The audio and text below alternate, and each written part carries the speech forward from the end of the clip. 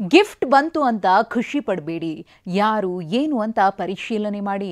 ಪರಿಚಯಸ್ಥರೇ ಕಳಿಸಿದ್ರು ಒಮ್ಮೆ ಕನ್ಫರ್ಮ್ ಮಾಡ್ಕೊಳ್ಳಿ. ಯಾಕಂದ್ರೆ ಸೈಬರ್ ಖದೀಮರು ಗಿಫ್ಟ್ ಕೊಟ್ಟು ವಂಚಿಸಲು ಹೊಂಚು ಹಾಕಿರ್ತಾರೆ. ಹೀಗೆ ವಂಚಕರು ಕೊಟ್ಟ ಮೊಬೈಲ್ನಿಂದಲೇ ಟೆಕ್ಕಿಯೊಬ್ಬ ಬರೋಬ್ಬರಿ 2 ಕೋಟಿಗೂ ಹೆಚ್ಚು ಹಣವನ್ನ ಕಳ್ಕೊಂಡಿದ್ದಾರೆ.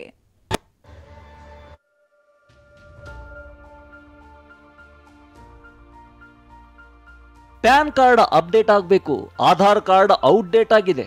ಅಕೌಂಟ್ಗೆ ಕನ್ನ ಹಾಕಲು ಸೈಬರ್ ವಂಚಕರು ಮಾಡುವ ಪ್ಲಾನ್ ಒಂದೆರಡಲ್ಲ. ಇದೀಗ ಗಿಫ್ಟ್ ಕೊಟ್ಟು ಕೋಟಿ ಕೋಟಿ ಹಣಕ್ಕೆ ಕನ್ನ ಹಾಕಿದ್ದಾರೆ. ಮೊಬೈಲ್ ಗಿಫ್ಟ್ ಕೊಟ್ಟು ಕೋಟಿ ಕೋಟಿ ಗುಳುಂ ಸ್ವಾಹ.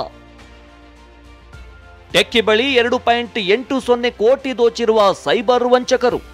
ಹೌದು, ಮೊಬೈಲ್ ಅನ್ನೇ ಗಿಫ್ಟ್ ಕೊಟ್ಟು ಕೋಟಿ ಕೋಟಿ ಹಣಕ್ಕೆ ವಂಚಕರು ಕನ್ನ ಹಾಕಿದ್ದಾರೆ.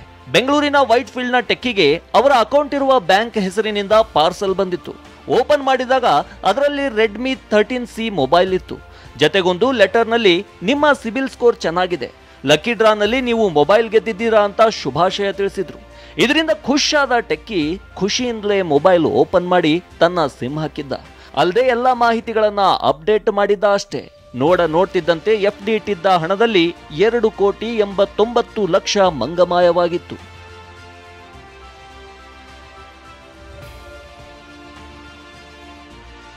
ಅಷ್ಟಕ್ಕೂ ಸೈಬರ್ ವಂಚಕರು ಹೇಗೆ ಹಣ ಲಪಟಾಯಿಸಿದ್ರು ಅಂತ ತೋರಿಸ್ತೀವಿ ನೋಡಿ.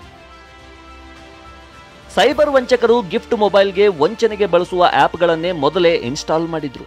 ಇಮೇಲ್ ID, ಬ್ಯಾಂಕ್ ಡೀಟೇಲ್ಸ್ ಹಾಗೂ OTP ಸೇರಿದಂತೆ ಪರ್ಸನಲ್ ಡೀಟೇಲ್ಸ್ಗಳನ್ನ ಆಪ್ಗಳು ಕೇಳಿದ್ವು. ಈ ವೇಳೆ ಆಪ್ಗಳ ಮೂಲಕವೇ ಮಾಹಿತಿಗಳು ವಂಚಕರಿಗೆ ರವಾನೆಯಾಗಿವೆ. ಇತ್ತ ಮೊಬೈಲ್ ನನ್ನದೇ ಅಲ್ವಾ ಅಂತ ಟೆಕ್ಕಿ ಅಪ್ಡೇಟ್ ಮಾಡಿದ್ದಾನೆ. ಇತ್ತ ಅಪ್ಡೇಟ್ ಮಾಡ್ತಿದ್ದಂತೆ ಡೀಟೇಲ್ಸ್ನಲ್ಲಿ ವಂಚಕರಿಗೆ ಡಿಸ್ಪ್ಲೇ ಆಗ್ತಿತ್ತು. ಟೆಕ್ಕಿಗೆ ಗೊತ್ತಾಗದಂತೆ ಖದೀಮರು OTP ಪಡೆಯುತ್ತಿದ್ರು. ಈ ಪ್ರಕರಣದಲ್ಲಿ ಸೈಬರ್ ವಂಚಕರು ವಿಕ್ಟಿಮನ ಮನೆಗೆ ಮೊಬೈಲನ್ನು ಕೊಡ್ತಾರೆ. ಆ ಮೊಬೈಲನ್ನು ತಮಗೆ ಬೋನಸ್ ಆಗಿ ಬ್ಯಾಂಕ್ನಿಂದನೇ ಬಂದಿದ್ದು, ತಮ್ಮ ಬ್ಯಾಂಕ್ ಮಾಹಿತಿಗಳನ್ನು ಅದರಲ್ಲಿ ಅಪ್ಲೋಡ್ ಮಾಡಿಕೊಂಡು ಅದನ್ನು ನೀವು ಸ್ವಂತಕ್ಕೆ ಉಪಯೋಗಿಸ್ಬೋದು ಅಂತ ತಿಳಿಸ್ತಾರೆ. ಅದರ ಪ್ರಕಾರ ವಿಕ್ಟಿಮ್ ಆದವರು ಅದನ್ನು ತಮ್ಮ ಸಿಮ್ಮನ್ನು ಹಾಕಿದ್ಮೇಲೆ ಆ ಮೊಬೈಲ್ ಕ್ಲೋನ್ ಆಗಿರುತ್ತೆ. ಸ್ವಂತ ವಿಕ್ಟಿಮ್ದಂಥ ಅಕೌಂಟಲ್ಲಿರೋಂಥ ಎಲ್ಲ ಹಣ ಕೂಡ ಸೈಬರ್ ವಂಚಕರಿಗೆ ರವಾನೆ ಆಗುತ್ತೆ. ಡಿಜಿಟಲ್ ಅರೆಸ್ಟ್ ಮೂಲಕ 11 ಕೋಟಿ ವಂಚನೆ ಮಾಡಿದ್ದವರು ಲಾಕ್. ಕಳೆದ ಡಿಸೆಂಬರ್ 23ರಂದು ಬೆಂಗಳೂರಿನ ಈಶಾನ್ಯ ವಿಭಾಗದ ಸೆನ್ ಪೊಲೀಸ್ ಠಾಣಾ ವ್ಯಾಪ್ತಿಯಲ್ಲಿ ಟೆಕ್ಕಿ ವಿಜಯಕುಮಾರ್ ಅನ್ನೋರಿಗೆ 11.83 ಕೋಟಿ ಪಂಗನಾಮ ಹಾಕಿದ್ರು.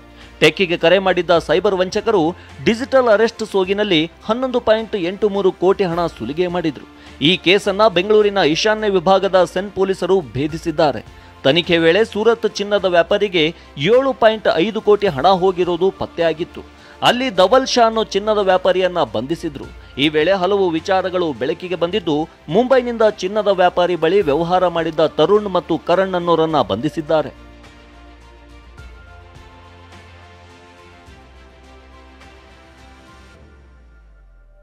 ಬಂಧನವಾಗಿರುವ ಇವರು ಮಧ್ಯವರ್ತಿಗಳೇ.